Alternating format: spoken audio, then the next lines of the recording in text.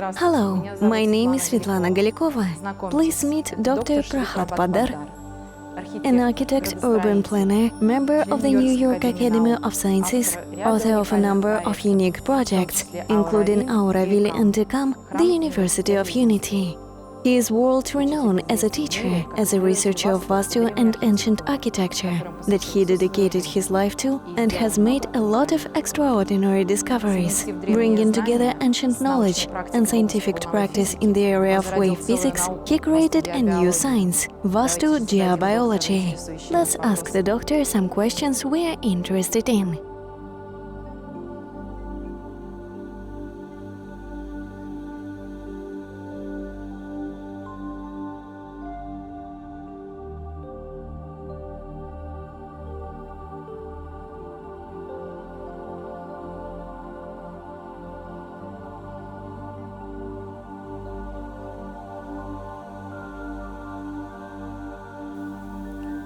Hello, Dr. Prabhat. Hello. Hello. Please explain to us, what does Vastu mean? Vastu is a very ancient science, more than 3,000 years back.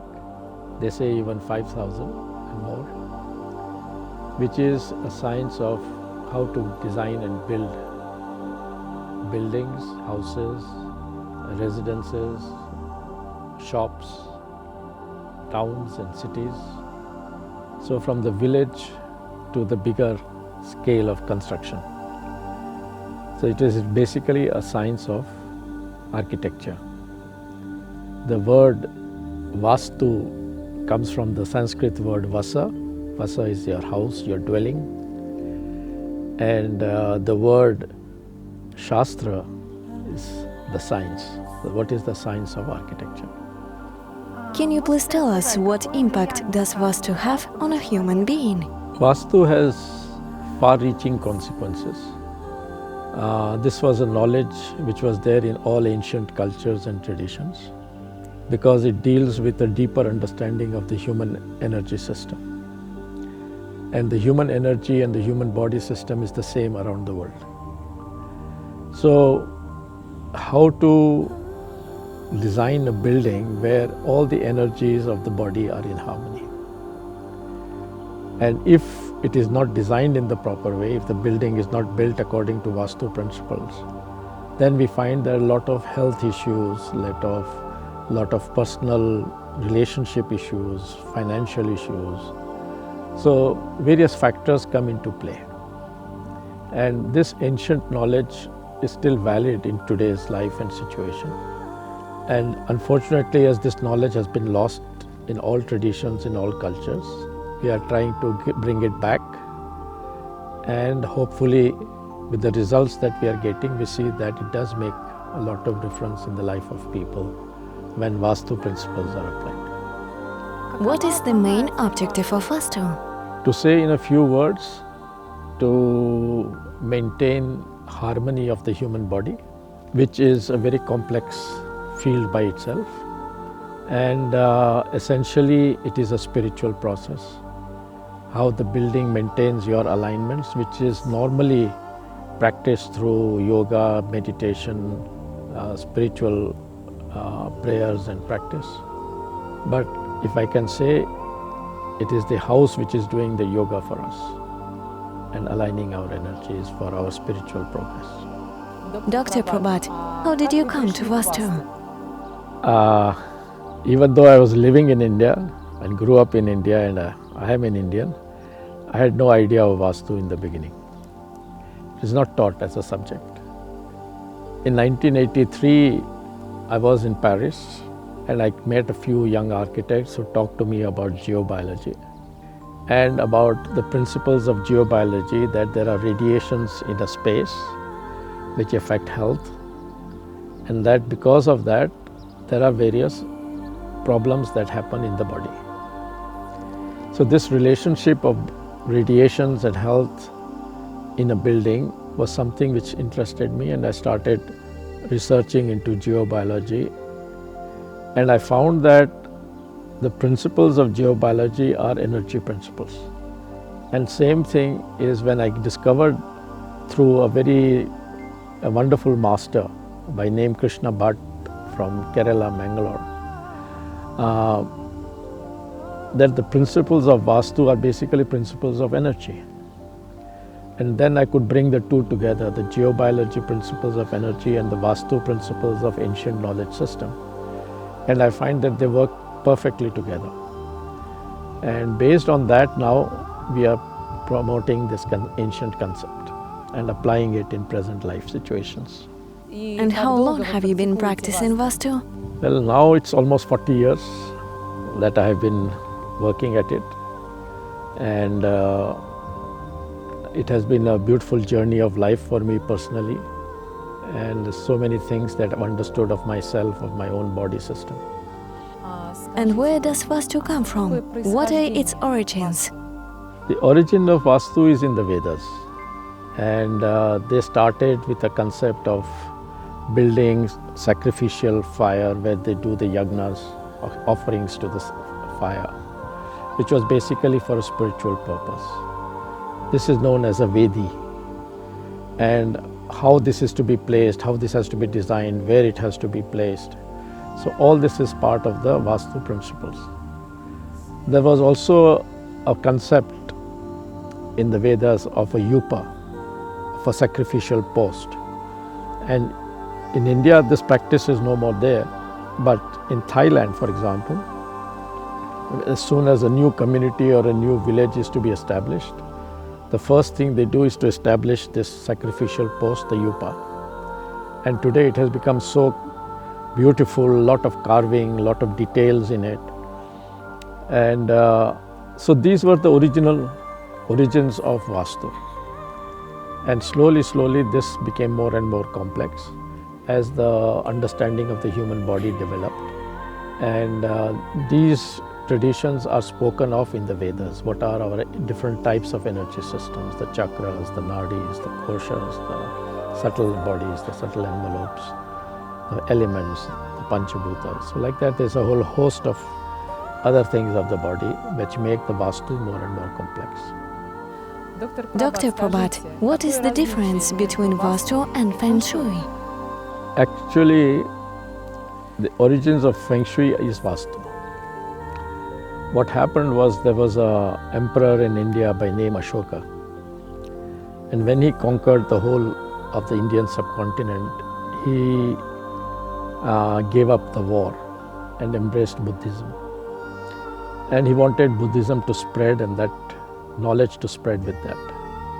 So people went from India to Sri Lanka, Ceylon, to Southeast Asia. The other group went towards Tibet, from Tibet to China, China to Japan. So in India we had a system of knowledge called the 64 arts, and Vastu is one of the 64 arts. And so the science of architecture and Vastu spread with Buddhism, went to China, and they absorbed all this ancient knowledge and they integrated it with their Taoism philosophy. So certain things they took, certain things they left. And this became the science of Feng Shui, or Feng Shui as they say, science of air and water, or balancing of the elements. In India, normally we speak of 5 elements: space, air, water, fire and earth. So 5 elements, but in the Chinese system they speak of wood and metal along with air, water and earth. Dr. Prabhat, is the science of Vastu easy to understand for European tradition? It is easy to understand in every tradition because they had a past knowledge of it, and all their architecture, all their sacred spaces reflect that knowledge. But being lost, we are now trying to revive it because ultimately the human body is the same. So the principles of energy don't change, and it is then easier to integrate the principles of body energy with the principles of building. And therefore I find that it is not difficult for anybody from any cultural background, from any country, to understand Vastu. Dr. Prabhat, Does the science of Vastu allow us to work only with the space or with the human body too? Yes, in order to understand Vastu, we have to first understand the human body. There's an ancient line in the texts where they say that you have to harmonize three spaces: body space, building space, universal space. So you not only have to understand the human body, but you have to understand how the energy works in the body, how you have to understand how the energy works in a building, and you have to understand how the energy works in the universe, and how the body and the universe interact, how the body and the building interact, and how the universe, building and the body interact. So this is the science. And therefore in Vastu, we have to look at both the building and the body, because ultimately it's the body's subtle energies that the building harmonizes. And the purpose is that. Dr. Prabhat, is it true that in a right space created according to Vastu, a person automatically becomes healthy? It is difficult to say that Vastu only can correct your health. We say that Vastu has about 25 to 30% effect in your life. The other things are what you eat, how you deal with stress in life, what are the ways in which you act, your relationships, and so there are many other factors which affect your life. Yes, Vastu can help to a very large extent, in which many health problems because of Vastu can be corrected when Vastu is right. Dr. Prabhat, can Vastu indeed help a person to heal diseases? To a large extent, yes. We have had interesting situations where people were in the last stages of cancer and they had gone for a treatment and it helped them come out of that situation. But often what happened was, when they came back home, the symptoms came back in a very strong manner. And this is something which science is trying to still understand, why treatment is not holding. And then when these doctors and with them we worked out a correction, energy balancing of the homes of the patients, then this regression in their health did not happen. So whatever they were able to heal and get healthy, they were able to maintain once the house was corrected. So what it means is that there are energy principles in a house. If they are not right, it will lead to ill health. And therefore every time you come back to your house, you carry that ill health problem. And when that is corrected, then it slowly disappears from your body. The ill health disappears from your body.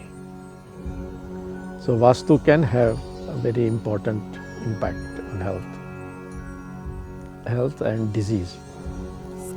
Please tell us about your individual experience of application of Vastu for healing diseases, maintaining romantic and business relationships. There can be so many examples that I can give. There was a family in central India and they had built a new house. They've started living in there, and it was about 3 years that they were living. And in that period, the wife started having severe pains in her legs. And they tried treatment all over in different places, clinics, hospitals in India, outside India, but nothing was helping the pains. So when I checked for the house, it was the kitchen was not in the right place. What we call the southwest of the house was where the kitchen was. And the ideal location of it is in the southeast. So we suggested to them, if they want to try, shift the kitchen to the southeast room and then see whether leg pains go away. And they did that, and in 15 days or so the leg pains disappears. And then they completely changed that room into kitchen, and many years now have passed and everything is fine with their health. Similarly, there can be many other health issues with regard to migraines, where simply a door is cutting your bed. And if your head and chest area is in line with the door, you can have severe migraines, headaches, etc. when you get up in the morning, sinus problem.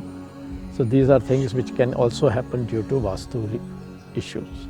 There are remedies for it. We can neutralize those impacts and then the body picks up. Similarly, in the building, when you have the north, which is your finance, affected by either a kitchen or electrical mains or a substation or washroom, then it drains your finances.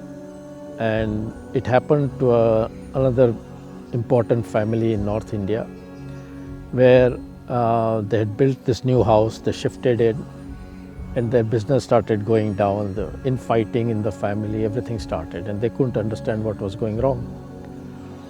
So when we visited the place and saw, the place was that the kitchen was in the north. And once that was rectified and corrected, the harmony came back in the family, the business picked up, everything went very well. So often what happens is, when you have a magnetic line or a water line on which you are sleeping, even if you are not in the house and you are traveling, that water line or magnetic line is imprinted on your body. And therefore that health problem continues wherever you are in the world. So unless you remove that and correct it in your bedroom or in your sleeping area or resting area, then that problem will not disappear from your system. So there are many Vastu factors which can in fact impact your life, impact your health, impact your finances. There's a factory I remember in central India. They had spent about $10 million to build it. Not one day for 3 years that factory ran. So you can imagine the losses and what was happening to the interest. They were desperately trying to sell the factory. And everything possible was wrong in terms of Vastu in that place. So we made a list of all the corrections that have to be done, and they would do it over a period of 2 months. So slowly as the corrections completed, they were informing that this has been done, this has been done, this has been done. Finally, I received the message saying the corrections complete. And a week later, they phoned me up and said factory is sold. And they are happy to have settled all their payments. The interesting thing is, the person who bought the factory, from day one he was running 3 shifts. 24 hours the factory was running, where in the earlier case not one day it ran. So Vastu can have major implications in terms of any building and business and finances.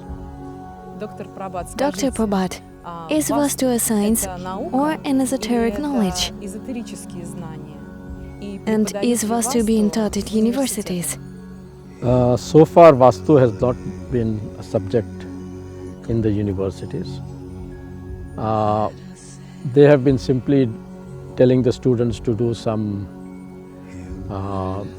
measurement drawings of old buildings and ancient sites, but no serious understanding of Vastu and teaching of Vastu. But trends are changing today, and there are 1 or 2 universities in India which have now started to say that they will teach Vastu as a science. Why this has not been understood as a science is because in all the texts and ancient writings which are still there in India, there's no explanation which is given as to the why of the Vastu. Why do you have to put the kitchen in the southeast? Why do you have to have the bedroom, master bedroom in the southwest? So these explanations are not given, and they have been given as process to follow. So today it's very difficult for a person to accept something without proper reasoning and proper background. So therefore there's a lot of doubt about whether this ancient knowledge is a science or not a science. But the same thing was known in Europe as geomancy. And these were again understanding of the energy field of the earth. In China it was known as feng shui. In the Australian aborigines, they would look for what they call the song lines of the earth, the veins of the dragon, the ley lines, the mandalas. So these are various names given in various traditions to this ancient approach. Ultimately, what we need to look at is when these ancient people were giving certain importance to this tradition and approach, is there a knowledge that they had which we have lost? And the onus is on us to do the research to understand what these ancient people knew and why were they saying to do this. So that has been my approach, that in the last 40 years we have been looking at the science part of it, and we have discovered that it is a science, it is an amazing science, and it is like anybody who wants to study medical science and become a doctor, so also you had to study for years to become a Vastu specialist or an architect in ancient times. So it's a very, very complex subject, and it deals with harmonizing knowledge not only in the field of architecture but in ancient India. It was part of what we call the 64 arts, and so the architect had to master all the other 63 subjects before he became an architect. So it was a very, very comprehensive, very detailed, very vast program of knowledge that an architect had to integrate.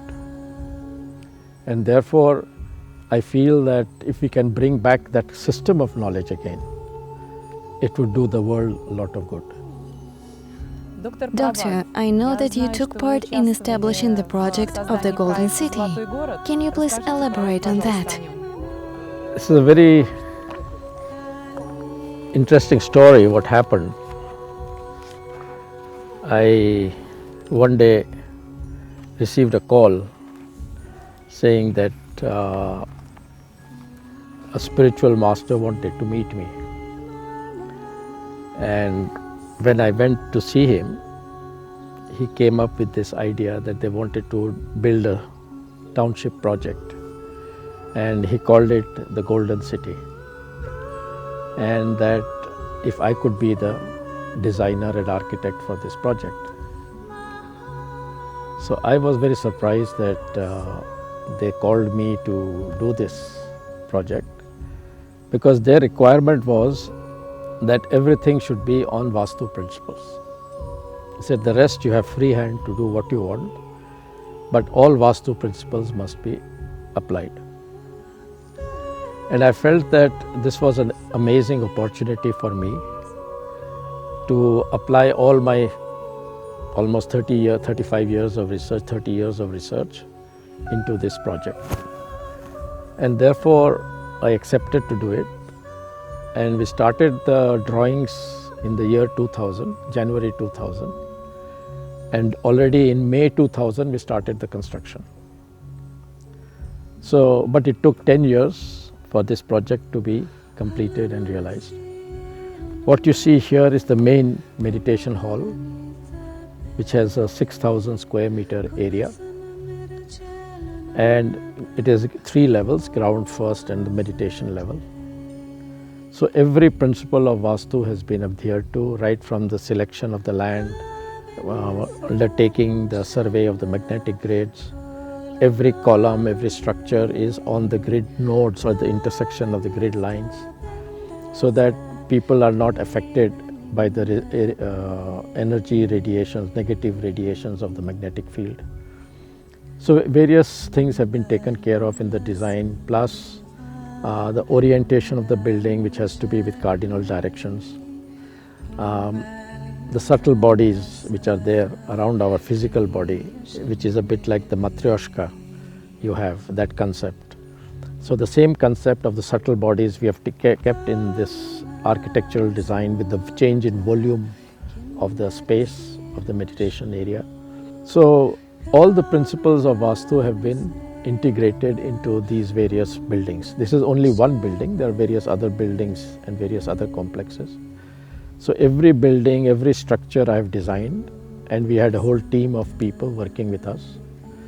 And the designs have come out very interesting because we have integrated the principles with modern concept of approach and architecture. So it has been a good marriage of ancient knowledge with modern architecture, as well as keeping certain things of traditional Indian architecture as a integrating design in the whole approach. So this was in a way a big challenge, but also a very inspiring work for me, and I am happy that the results have been wonderful. In fact, there was a Japanese Zen master who happened to come when this was still under construction, and I happened to be at the site, and I was asked to explain to him some principles. And we were standing in the meditation space, hall area, and I asked him that standing here, how do you feel in your body?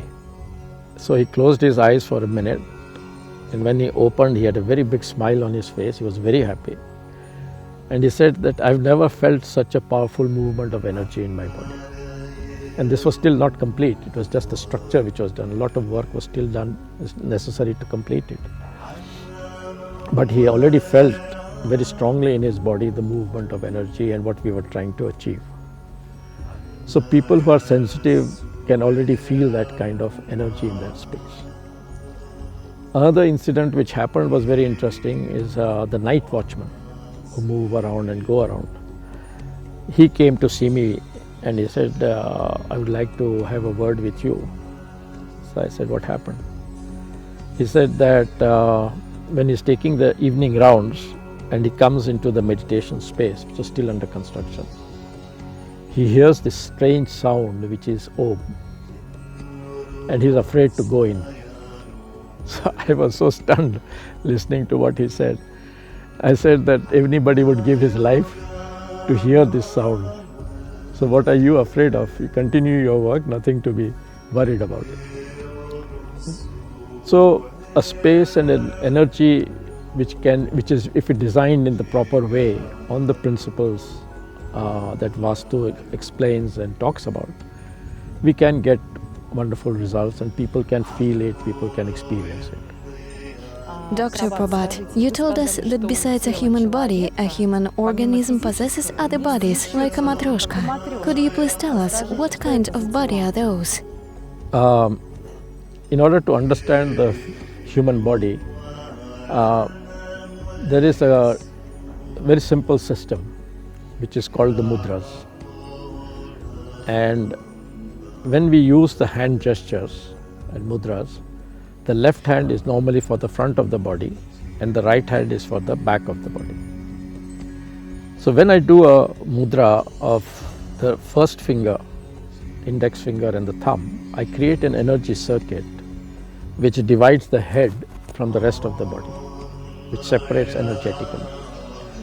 So I can concentrate only on the head zone, and that is why when meditating people do this mudra called the chin mudra or dhyan mudra. The second finger works on the trunk zone, your emotional energy. The third finger works on your leg zone, your physical energy, and the little finger works on your full body, which is your psychic energy, your spiritual energy. So when we do this test, what we are trying to see is to what extent are your energies or energy accesses aligned in the body. Now, when you have this energy access, it's a vibratory field, it's a vibrating axis.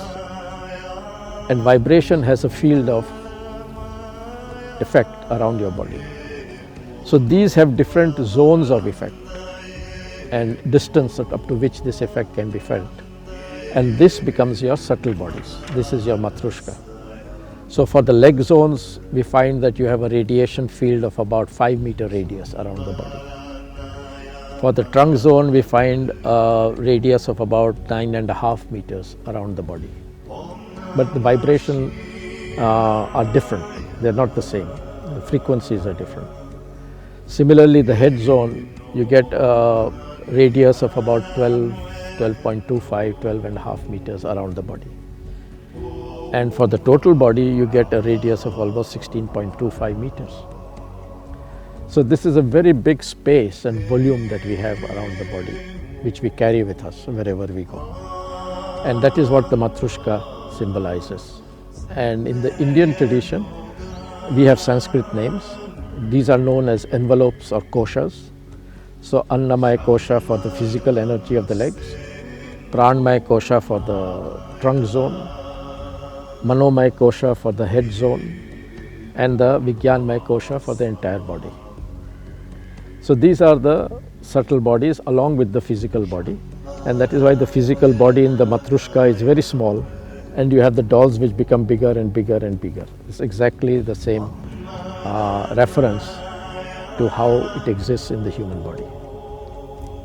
I have another question. If, for example, the physical body is being operated, let's say appendix is being taken out, does it affect all the other bodies?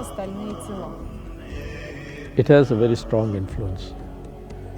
Unfortunately, medical science is not aware of this. So the operations are done, it heals. But what happens in the subtle bodies is there's a very big cut which happens, and there is a loss of energy which takes place from these cuts. And therefore it leads to various other health problems from after that operation. It can lead to other parts of the body being affected, other weaknesses in the system. I had a case of a lady in Liège in Belgium who had had an operation of the uterus, got infected. She had a second operation.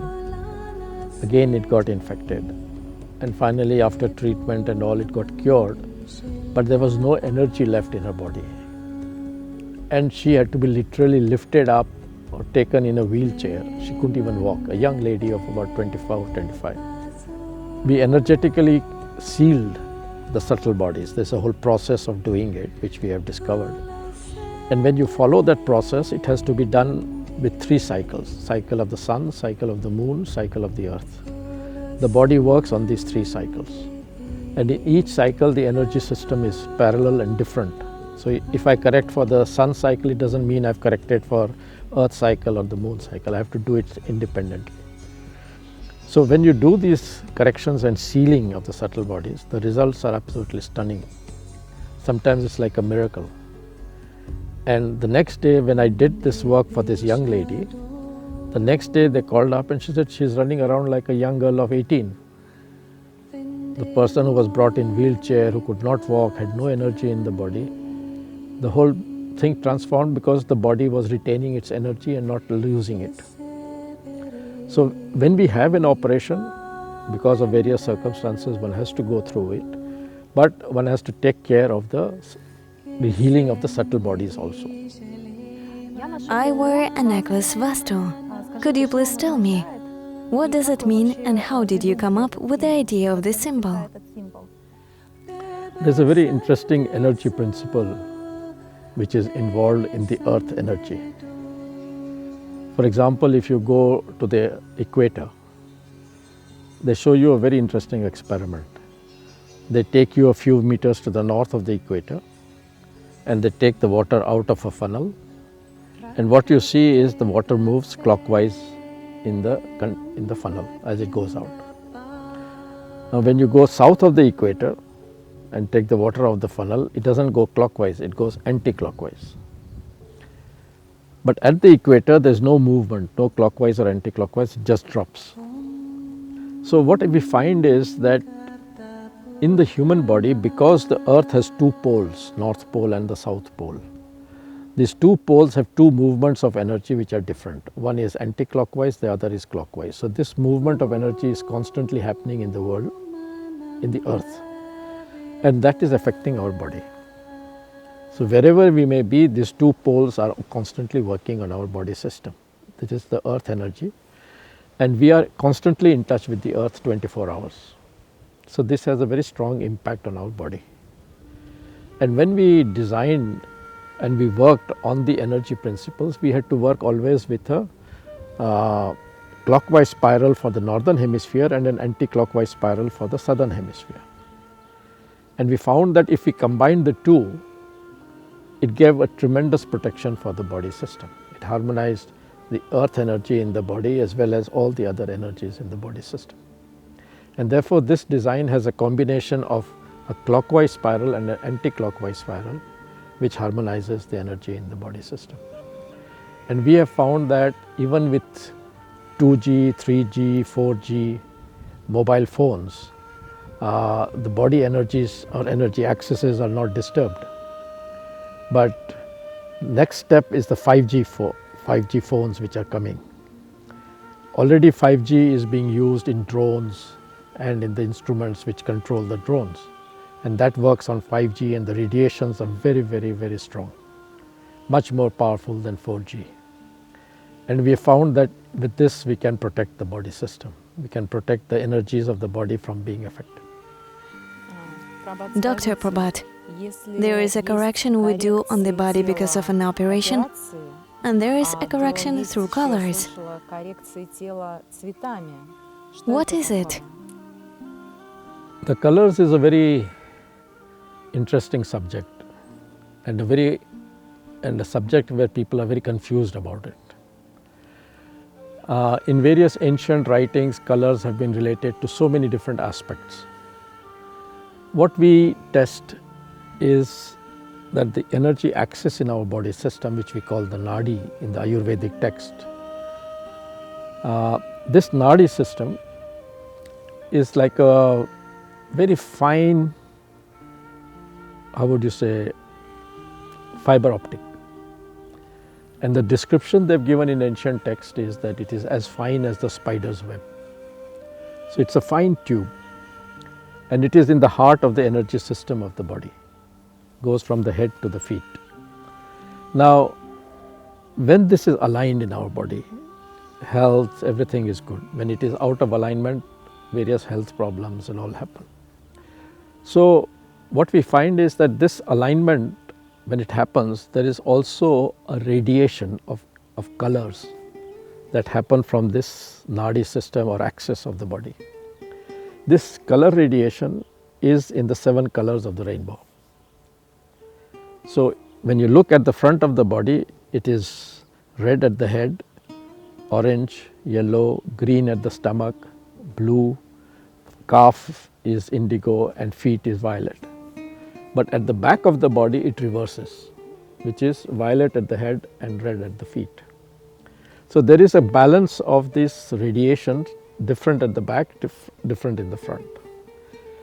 So this is what we test on the body and find out if the colors are in the right position or not, because due to operations, due to various factors, these colors can also shift, but the healing may happen, but the color may not come back. So we may have to test on the person and try and bring the color back in its rightful position. This can also cause some health issues, like for example, some person can have very cold feet for years, and that is because the colors are not there in the right position. And once you bring them in the right position, that problem disappears.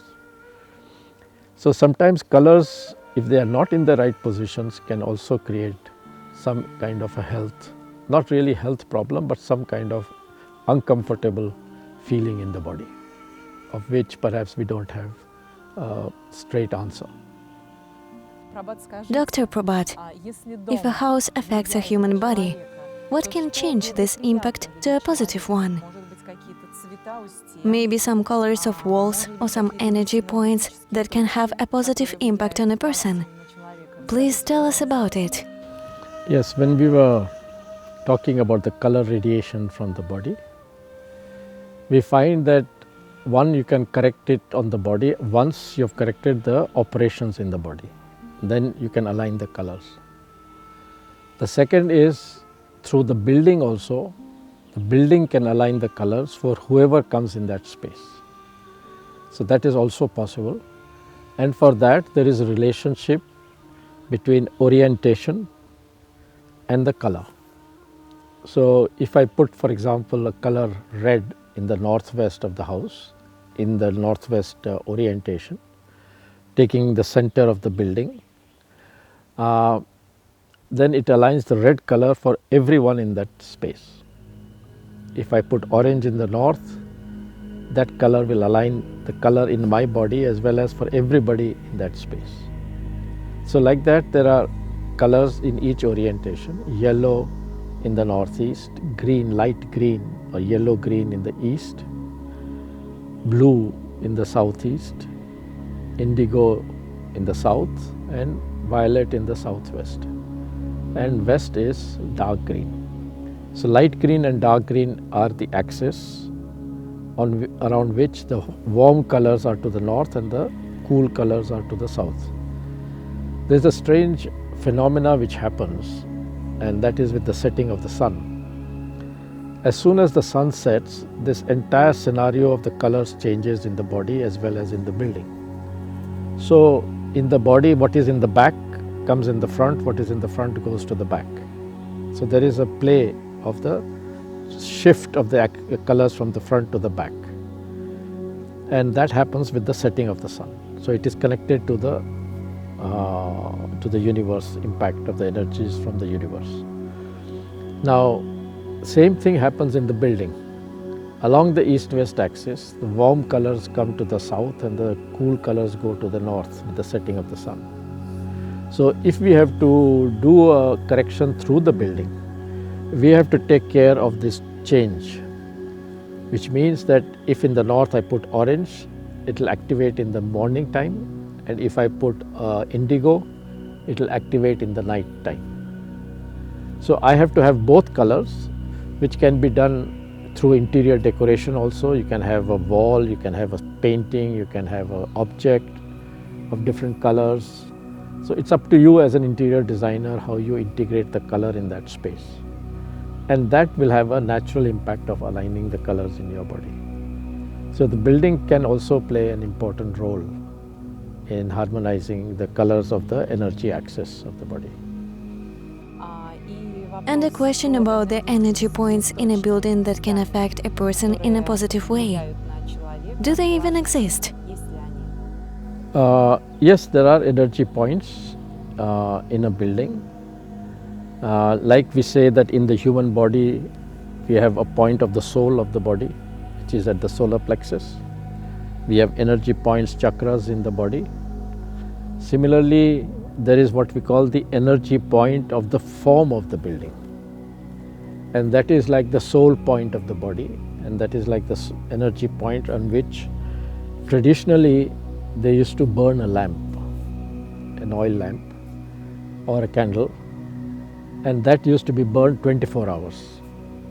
So it has to be on that energy point of the building as well as the right height at which it will then impact the whole space.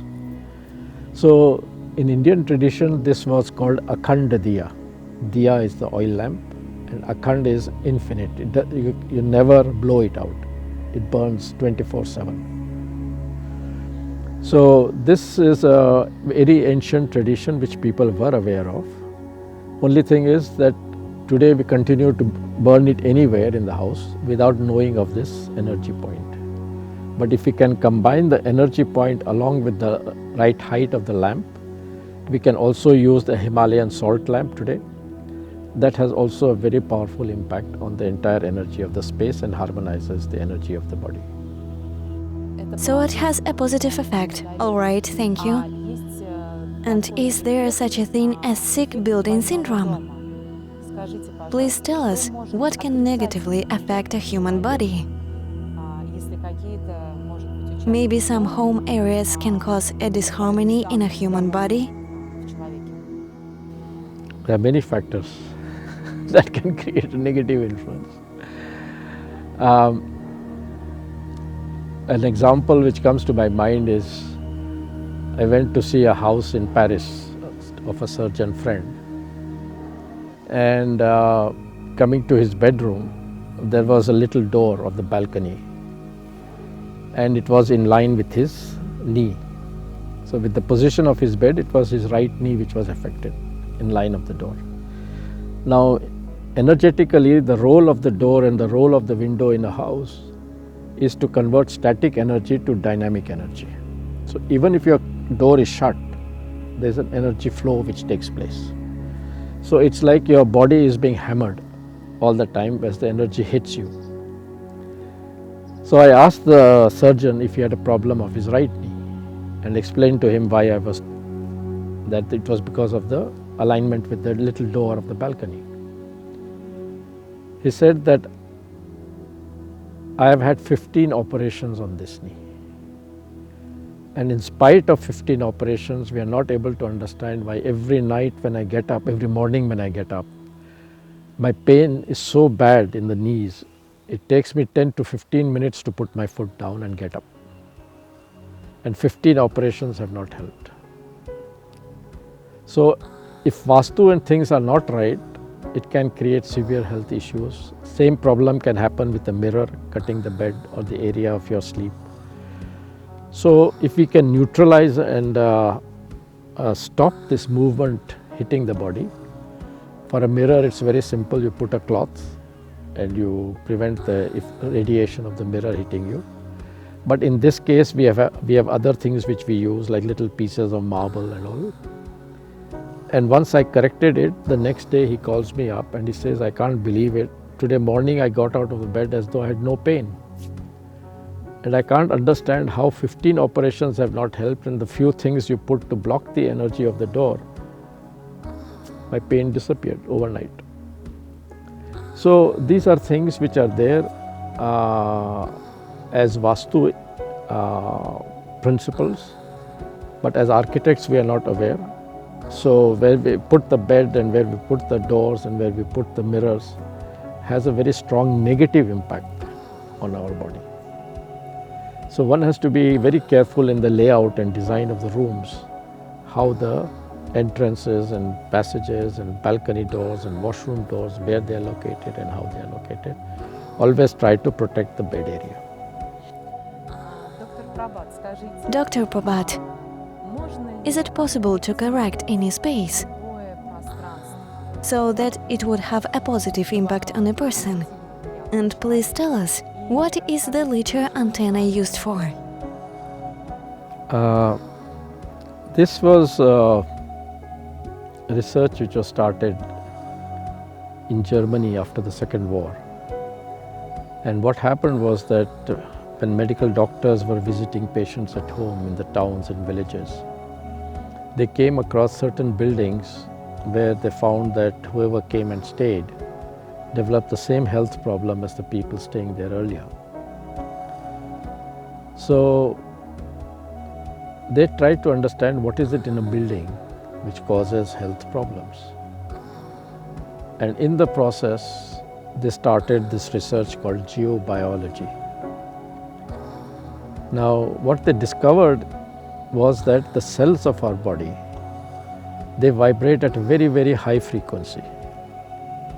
And these high frequencies are in between 0 to 30 gigahertz.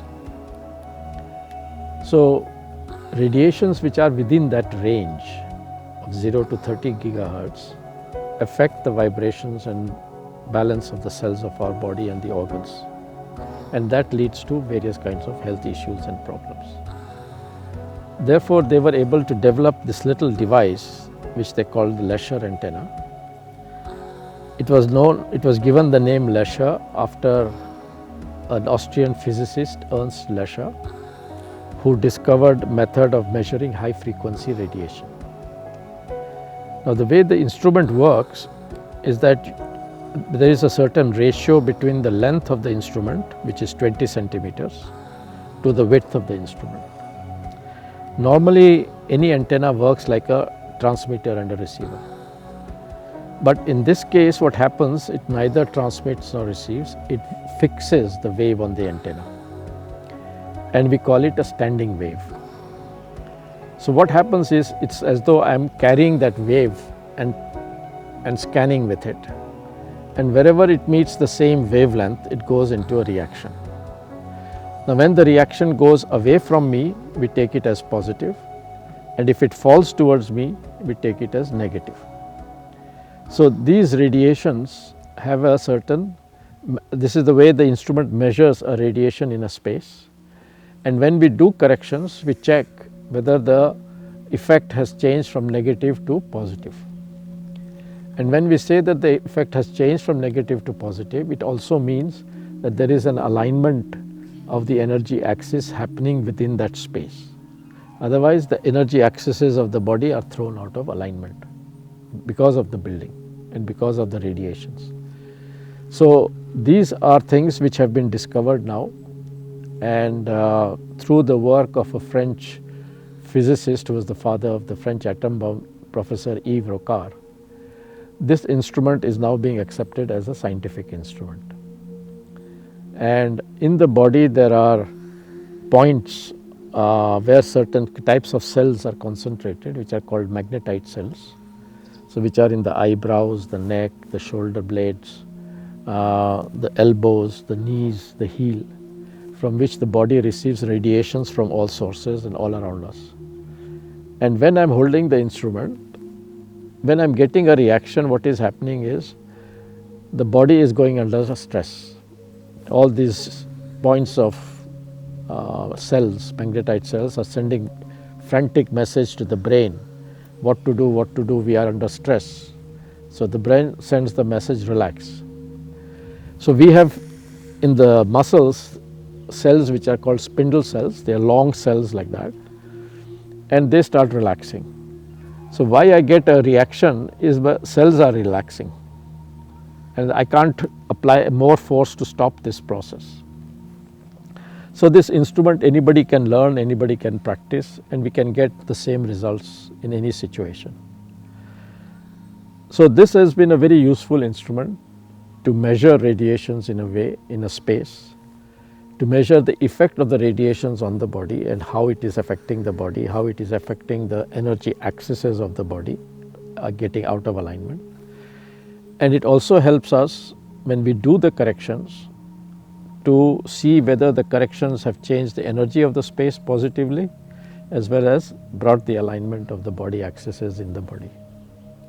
So this is the advantage of using this instrument called the Lesher antenna, and it gives us very supportive and practical demonstration even for the people to see how the energies are changing and correcting and getting corrected.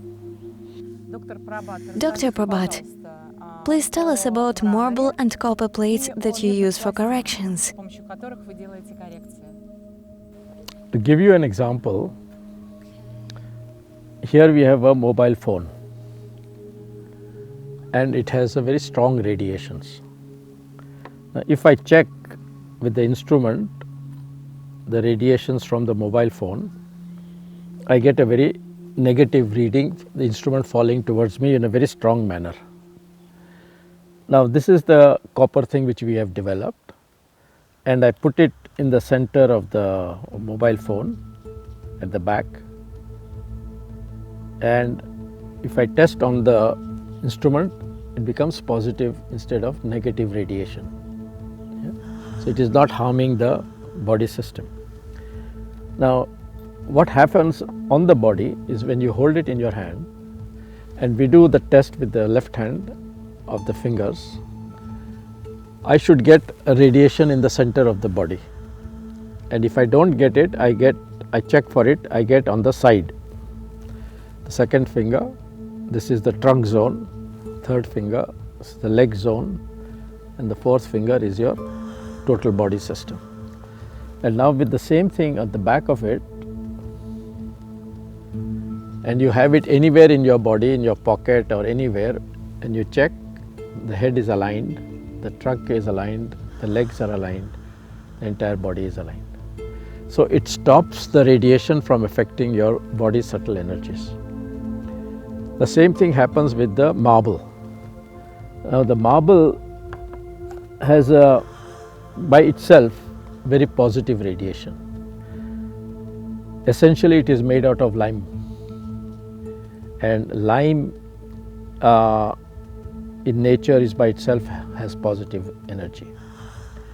And there are different types of stones like limestone, sandstone, marble, which are all lime based, But because of longer period being in the earth and pressure of the earth, marble has become stronger.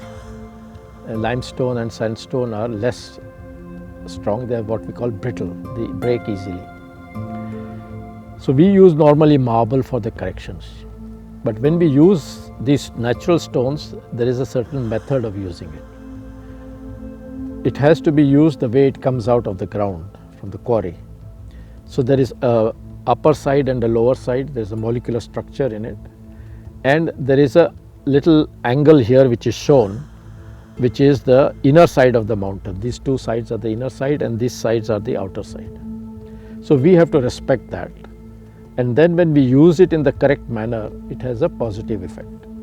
Otherwise, even if it is positive, it becomes negative.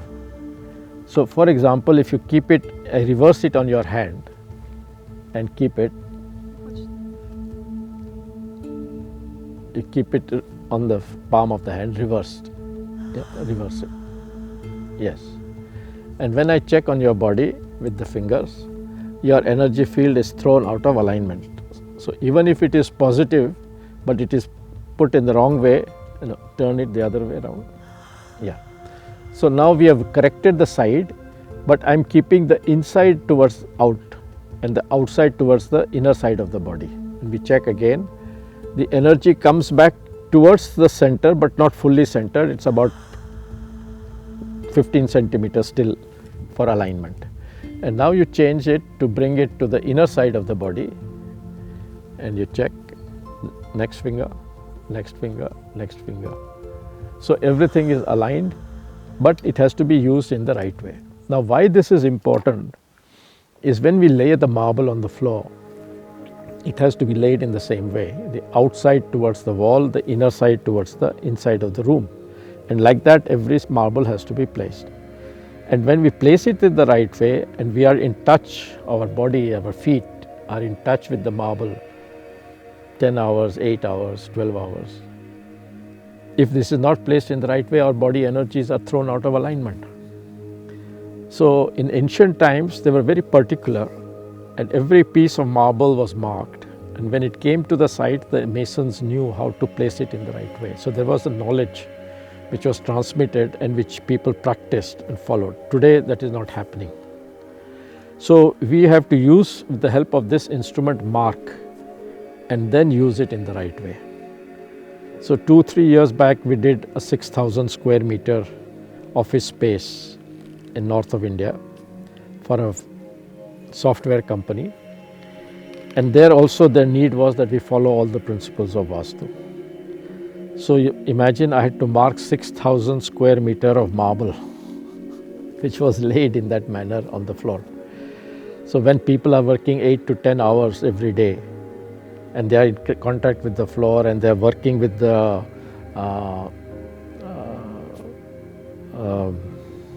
screen, with the computer screens, which is also having a lot of radiations. So your body is terribly stressed. So we have to do all these things to prevent the body from being stressed and helping the alignment of the body. And at the end of the day, when the building is designed on these principles of Vastu, even the glass we used was a very particular green glass, which helped relax the nervous system of the body. So people there were saying that they felt so happy working there, they didn't feel like going home. So the energies, if they are right, and materials play a very important part in how they are to be used and how they are to be placed, it can make a big difference to the life of the people. Dr. Prabhat, another question. Besides materials, what else does affect the space during construction and or correction of a building? Any other characteristics? There are so many principles that are involved. But you can divide it into two parts. First principle is what we call static energy. And in the ancient Indian tradition, they used to call it Ishwar or Purusha. And the dynamic energy, which is called Shakti or Prakriti. So in a building, you look at from 2 points of view. one energy, the static energy, is defined by 4 factors. So one is the form. How is the form of the building? Which height is more? What is the shape of the roof? Which part of the building extends out in which direction? So everything has a meaning, everything has an impact, either positive or negative. So you need to look at the form first. Then you look at the placement of the building, where it is with respect to the land, and that also has its impact. The third thing you look at is the proportions. So today we are not so much careful about what is the proportion of the building, length, breadth, even height has to be in proportion. But in olden times, the proportion that was used was the golden mean or the golden ratio. And one of the rare architects who used this in present time was Le Corbusier. So this golden ratio is based on the body itself, and Le Corbusier has shown it in his modular, where he has shown from the top of the hand to the feet how every part of the body is in golden ratio. And in fact, the Renaissance, which happened in Europe in the 14th, 15th century, was because of this discovery of the golden ratio, and how then everything was designed, was built, was painting, sculpture, everything was done on the golden ratio.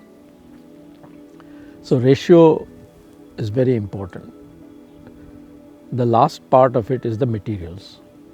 So how the material has to be used, marble, wood. Wood, when it has to be used the way the tree grows, the root towards the bottom, the top towards the top, the interior of the tree towards the interior of the house, the exterior towards the exterior, etc. So there are a lot of factors which work when you go into what we call the nitty-gritties, into the finer aspects of the design.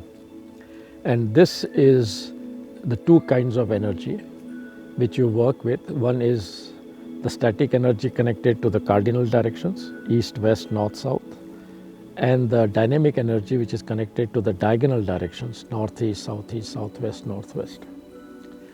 So when you work with the diagonal energy, you have to look at the 4 divisions, as well as each division is connected to an element. So like the fire is connected to the southeast element. The fire element is connected to the southeast part of the house. Now that is also connected to the leg zone of the body. So if your fire, which is kitchen, or your heating system, or your fireplace, is not in its right place, then it will create some problem in the leg zone for the people staying there. Water element is connected to the southwest of the building or the house, and southwest is connected to the trunk zone of your body.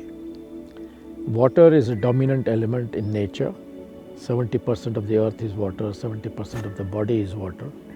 So water has a controlling energy, and therefore whoever is in the southwest will control, will dominate. And ideally that should be the parents' master bedroom. But if your child sleeps there, then the child will control the family and not the parents. So there is a direct impact of that on your body system. The third factor is the northwest of the house. The northwest connects to the air element and connects to the head zone. And the head zone is your mental energy, your studies, your library, etc. is the ideal place there.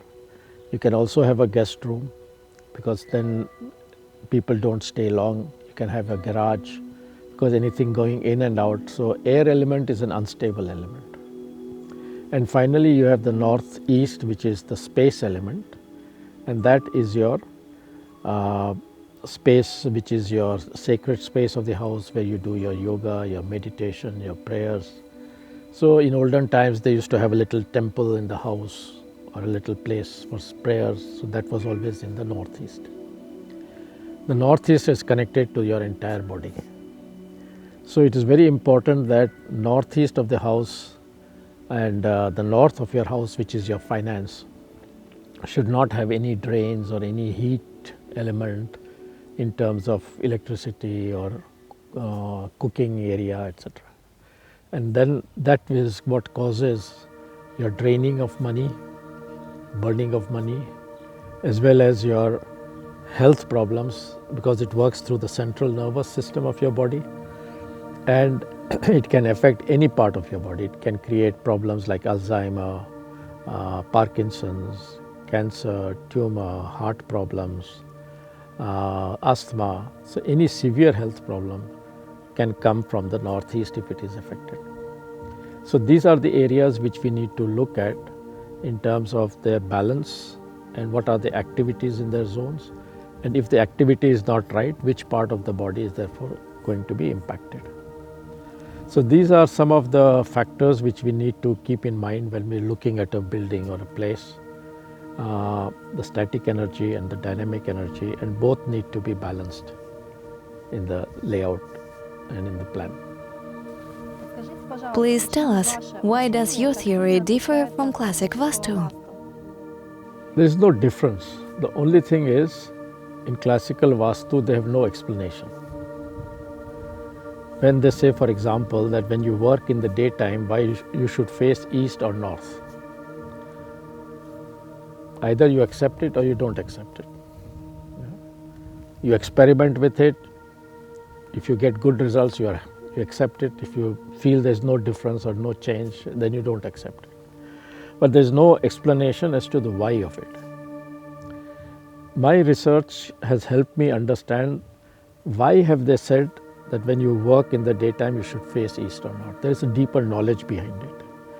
And that deeper knowledge, as I said in the beginning, is the understanding of the human body and the system of the nadis. Now what happens is, there is a relationship of body and space and orientation.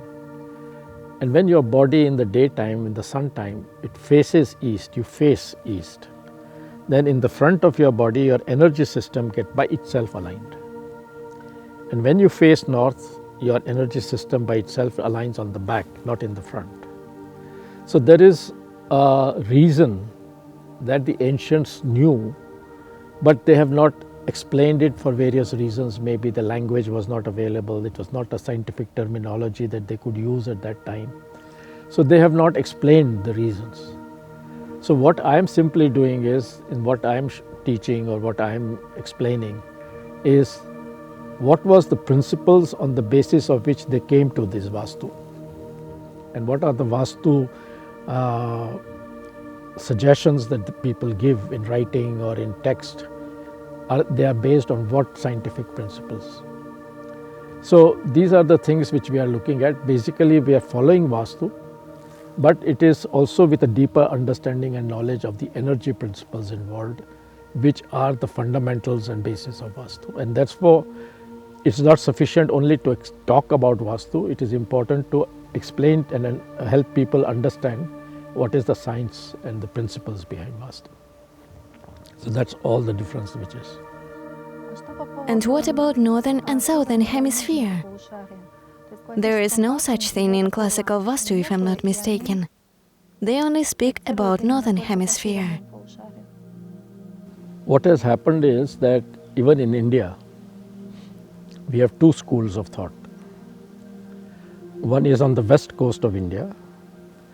What has happened is that you have a range of mountains which is called the Western Ghats, and then the coastline and the sea, Arabian Sea. So you have the water on the west and the mountain on the east. So the mountains have become high, the east has become high, the west has become low. In that entire belt from Kerala to Bombay, you have a different set of Vastu principles which are followed. And that set of Vastu principles is almost diametrically opposite to that of the normal Vastu which is practiced in the rest of the country. Strangely, both of them, people from both sides say my Vastu is right, my Vastu is right, and both are right. But I cannot change the Vastu principles which are followed in Kerala and apply it to the Vastu principles in the rest of India, because the principles are based on certain geological conditions. So we have been able to understand this difference, and we realize that this is what we call the northern hemisphere and southern hemisphere of the world, because the flow of energy becomes clockwise in the north and becomes anti-clockwise in the southern hemisphere. Now in a situation where you have the land which is higher on the east and the water on the south, on the west, and the slope towards the west, it creates an anti-clockwise flow of energy, and therefore the Vastu has been adapted to this anti-clockwise flow of energy. And this people have not understood, and therefore they just practice one type of Vastu, either the southern hemisphere type when the Kerala person goes, or the northern hemisphere type when the northern person goes. So everybody is practicing their own Vastu but not realizing that you need to adapt it. So there are certain geological situations and geographical situations based on which this problem happens, and we need to adapt the Vastu. And that is what we do, and we call it the northern hemisphere system and the southern hemisphere system. We have in the northern hemisphere situations which are like southern hemisphere, so we have to correct it. And similarly in the southern hemisphere we have northern hemisphere like situations which we need to correct. So similarly you get on hilly areas, you get one slope towards the south, you get one slope towards the west, one slope towards the north and east. Now in the mountains people want the southern sun, so your slope, or the western sun, so you design on the slope which is towards the south or the west. So if half of the world is still prospering following a wrong design of Vastu, then it is not Vastu which is at mistake. Then people have realized that you need to adapt it to the situation. And that is what we need to do with Vastu also. We need to adapt Vastu to the actual geological and geographical situation of the place. Also, what happens is when you are on the bank of a river, on one side of the bank, let us say the right side of the bank, when the river is flowing in this direction, the energy is clockwise. Whereas on the left side of the bank, the same river flow becomes anti-clockwise. So what I design on the left side of the bank is different from what I would design on the right side of the bank. So this we would call the northern hemisphere, and the left side I would call the southern hemisphere. And for example, you see these things. The other day we were walking in Paris and there was a church, and one of the persons remarked the design is wrong, they have done it reverse. And then we checked on which bank of the river Seine are we, and then we found that we were on the left bank. And therefore the design was made as per the southern hemisphere anti-clockwise energy flow, not as per the clockwise energy flow. So people in ancient times were aware of this, but today as we lost that knowledge, we are just following any ideas that we have of our own, not trying to understand this difference of principles of energy. And that is what we need to do and adapt it. I cannot design a house in India the same way as I would design a house in South Africa or in South America or in Australia.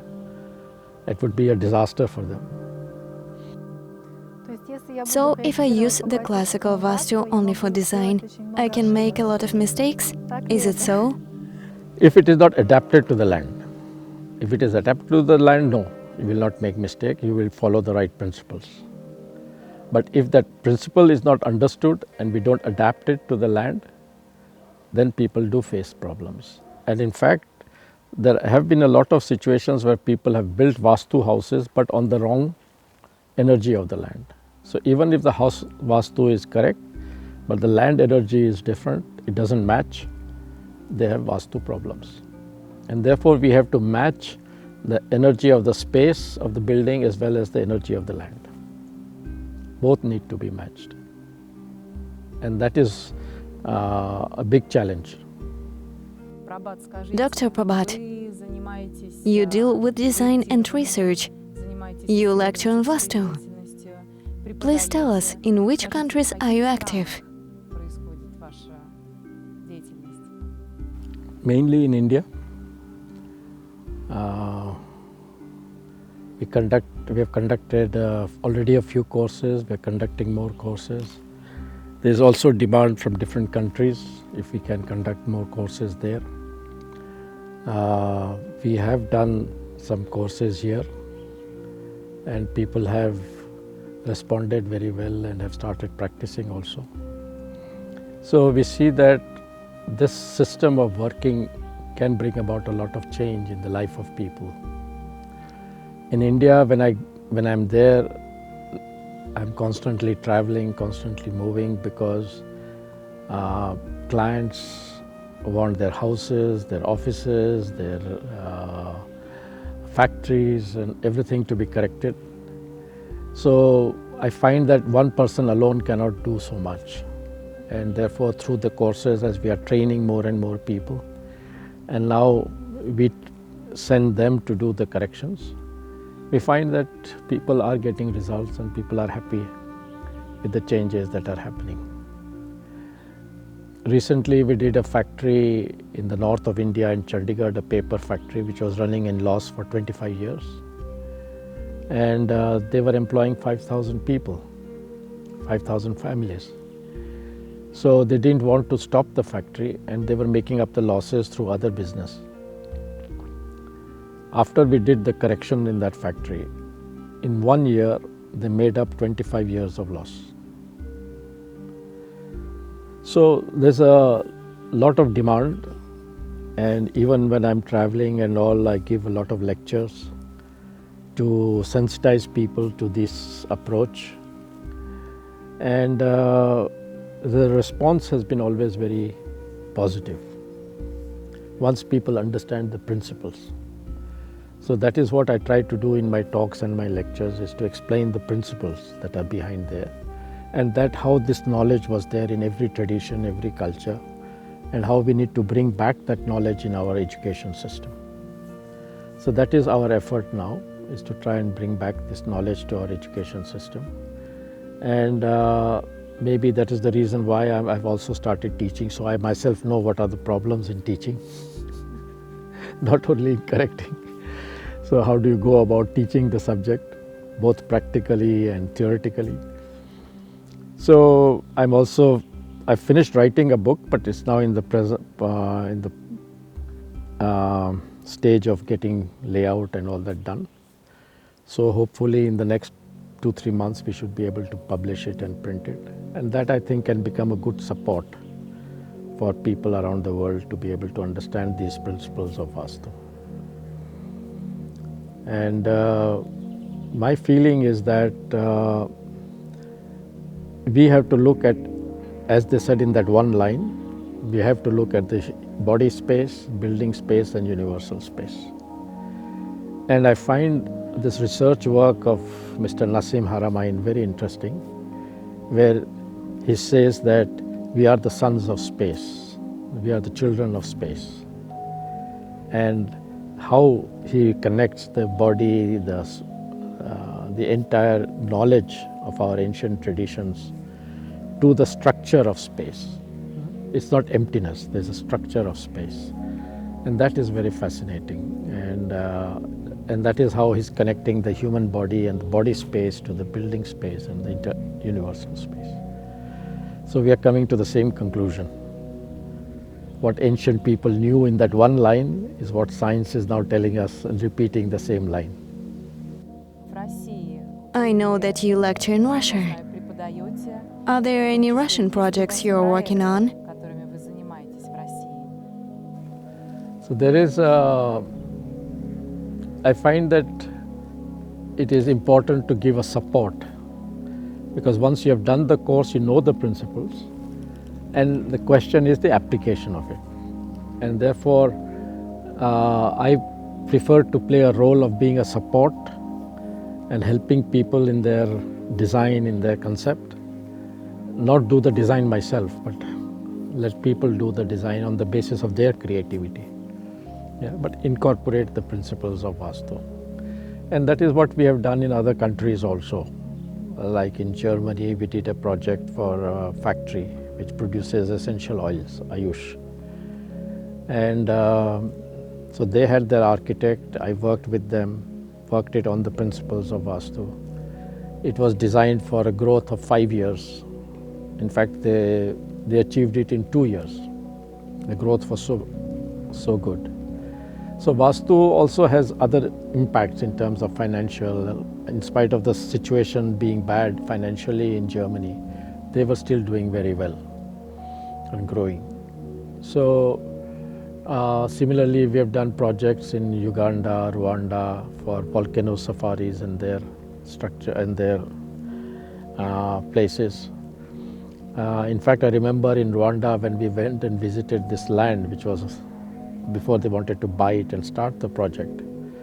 It was a perfect land sloping towards the lake, two big lakes, and excellent land. And I said to the gentleman, don't hesitate, just get the land and buy it. Whatever price you have to pay, buy it. It is your golden goose. And today, a room in that place, you have to wait for 1 year to get a booking, and the price is $1,000 a day, and still people are waiting in line to get to that place. So the natural beauty and the natural energy of the space can be so powerful that it will itself bring people, it will attract people to that space. So the designing has to be in harmony with that kind of energy which is there. So I found that I prefer to be more on as a help to the architect and to the people who are doing the project. I have done enough now in my life. Yes, your scientific approach as well as your project activity are very important. Thank you very much for that. We wish you creative success in it. Thank you. Thank you. Thank you. Thank you.